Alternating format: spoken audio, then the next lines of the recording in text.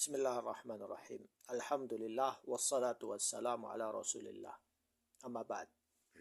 Setelah pembahasan saya tentang hadis ya, ini termasuk salah satu silsilah dari silsilah kajian identitas Sunni. Apa itu identitas Sunni? Identitas Sunni yaitu orang-orang yang mengikuti sunnah dan istiqomah di atasnya, dan membuang segala hal bentuk kesyiahan atau at-tasyayyu' ya. Segala bentuk kesyiahan, bercerai-berai, mengikuti hawa nafsu, bukan mengikuti dalil yang sahih dan shoreh, sesuai juga dengan kesepakatan para sahabat. Karena para sahabat juga ada ijma'. Nah, setelah saya menjelaskan kaedah ini, yaitu hadis, memahami hadis, jadi tidak sembarang hadis itu dalam periwayatannya kita langsung terima, tidak serta-merta seperti itu ya. Dan para ustadz juga para kiai yang menyampaikan ilmu hadis ini atau tentang hadis ini harus menjelaskan takhrijnya, yaitu sanad dan matannya bagaimana ya. Juga fiqhul hadis. Baik. Praktek dalam penjelasan ini perlu kalian ketahui bahwa di dalam identitas sunnah atau as-sunniyah itu ada yang namanya at-tasfiyah wa tarbiyah. Tasfiyah dan tarbiyah. Tarbiyah yaitu mendidik sesuai dengan syariat Islam. Kemudian tasfiyah yaitu menyaring, memfilter, membersihkan segala bentuk hal-hal yang mengotori ajaran kesunahan seseorang. Nah, di sini ada beberapa hadis yang menyusup ke beberapa kitab, bahkan masuk ke dalam kitab Sahih Bukhari dan Muslim. Walaupun Sahih Bukhari dan Muslim itu hadis dhaif itu lebih sedikit daripada kitab-kitab yang lain. Namun bukan berarti itu tidak berbahaya, tidak. Nah, di sini jinayah al-muhaddithin fi sana'at thaqafah syi'iyah ladal ummat sunniyah. Jadi ada beberapa kasus yang dilakukan oleh ahlul hadis, yaitu para perawi hadis, yang mereka akibat periwayatan hadis tersebut menyebabkan Syiah itu berkembang. Ya, bukan hanya di Jazirah Arab saja, bahkan di Indonesia juga. Nah, tujuan saya dalam kajian ini adalah tasfiyah ya, juga sekaligus tarbiyah. Kemudian di sini dijelaskan as-sanadu wasilah ya. As-sanadu wasilah wal ghaya al-matan. As-sanad itu sanad ya, jalur periwayatan itu wasilah sebagai alat. Kemudian al-ghayah tujuan utamanya yaitu matan, makna. Kemudian ada ahli hadis yang mereka menaruh kaidah seperti ini. Man asnada faqad bari'at zimmatuhu. Maksudnya barang siapa yang bersanad maka dia sudah lepas diri ya, zimmahnya. Secara kaidah ini diterima, tetapi bukan berarti hadis itu tidak boleh dikritik ya. Segala bentuk hadis kita terima semua ya, tanpa kita cross check apakah ini benar atau tidak, apakah ini tidak berlawanan dengan Al-Quran atau hadis sahih yang lain.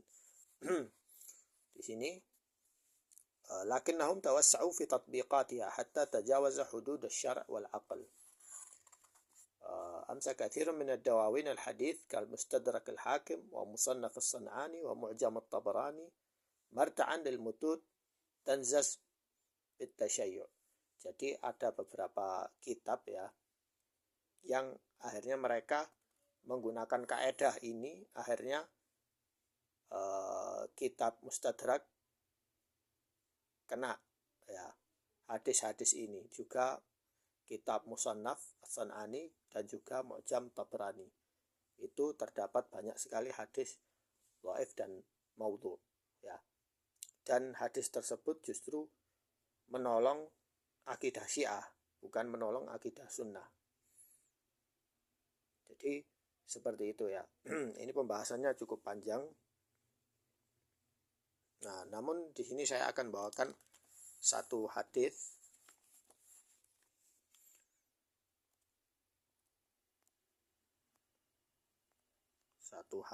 di sini ada hadis qatil Ammar wa salibuhu finnar. Pembunuh Ammar ini Ammar bin Yasir ya, salah seorang sahabat Nabi yang membunuh Ammar dan yang mencuri hartanya adalah di dalam neraka. Ya. Hadis ini diriwayatkan oleh Syekh Nasruddin Al-Albani bimajmu' turuqihi, dengan beberapa kumpulan sanadnya ya. Istanada ilaihi fil hukum ala sahabi wa huwa Abul Ghadiyah Yassar bin Saba' al-Juhani. Syahida bai'ah al-Aqabah ya, binnar mustathniyan iyah. Bidzalika umumus sahabah alladhina dalla dalil ala annahum jami'an fil jannah.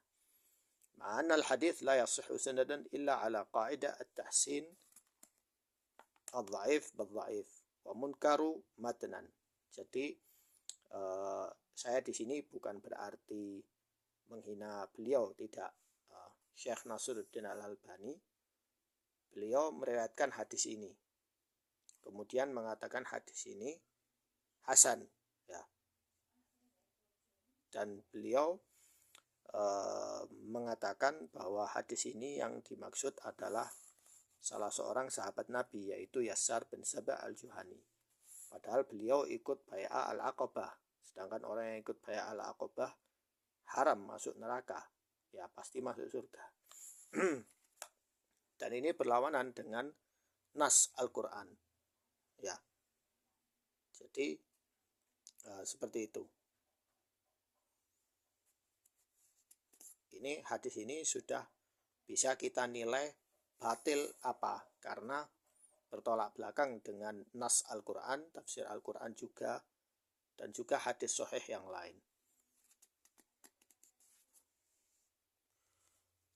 Lalu hadis yang berikutnya, yang kedua adalah hadis awalu man yughayyiru sunnati rajulun min Bani Umayyah. Orang pertama kali yang merubah sunnahku adalah lelaki dari Bani Umayyah. Ya.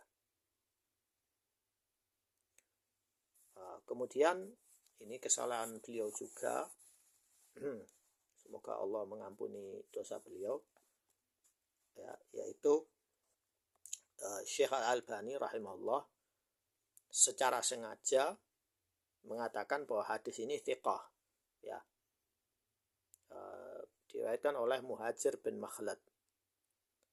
Kemudian Saleh, beliau mengatakan bahwa hadis ini saleh, yaitu saduq layyin. Namun beliau mengatakan bahwa hadis ini hadis hasan. Walaupun Al-Uqaili berkata apa? Al-Uqaili itu tilmid atau muridnya Al-Bukhari. Al-Uqaili berkata bahwa hadis ini yang menuduh bahwa Bani Umayyah itu merubah sunnah Nabi, hadis ini adalah hadis dhaif. Ya. Dan matanya ini kacau. Karena Bani Umayyah justru menolong Islam. Ya. Justru Bani Umayyah lah yang menolong Islam, syariat sunnah. Mereka lah yang menulis pertama kali hadis-hadis sahih di dalam pembukuan. Dan mereka lah yang mengarabkan istilah-istilah yang tadinya dipakai, yaitu istilah Romawi dan istilah Yunani, istilah Persia yang ada di dalam sistem daulah Islam sebelumnya. Nah, itu. Lalu tuduhan hadis ini ditafsirkan yaitu Muawiyah bin Abi Sufyan merubah sunnah Nabi. Itu juga kedustaan yang besar juga. Ya. Padahal Muawiyah bin Abi Sufyan tidak merubah sunnah Nabi apapun. Dan beliau tidak punya hak untuk melakukan itu. Dan beliau tidak ada pikiran untuk melakukan hal itu. Padahal Muawiyah bin Abi Sufyan radhiyallahu anhu, beliau juga penulis wahyu Nabi. Bagaimana bisa dituduh merubah sunnah Nabi? Jadi itulah pentingnya kita melakukan tasfiyah dan tarbiyah. Jadi ini sumbernya, ya. Semoga jelas. Sekian, wassalamualaikum warahmatullahi wabarakatuh.